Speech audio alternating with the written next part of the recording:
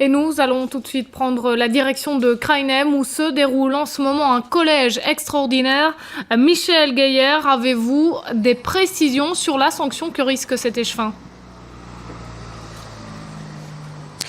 Eh bien, Marine, le collège extraordinaire a débuté il y a 1 heure environ. Il y a une demi-heure, Thierry Van der Plas est arrivé en personne, très nerveux. Ni lui, ni ses collègues échevins n'ont souhaité nous donner d'interview face caméra.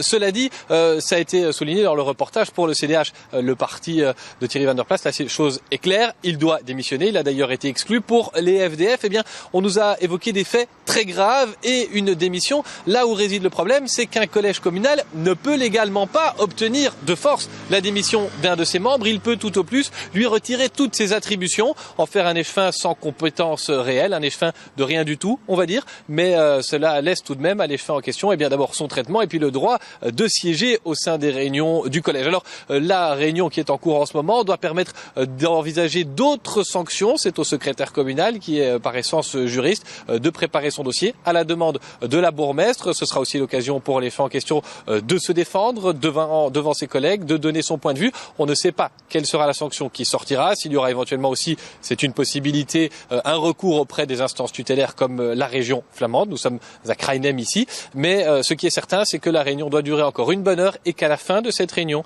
la bourgmestre Capras a promis de communiquer dans la presse ce qu'elle n'a pas encore fait jusqu'à présent.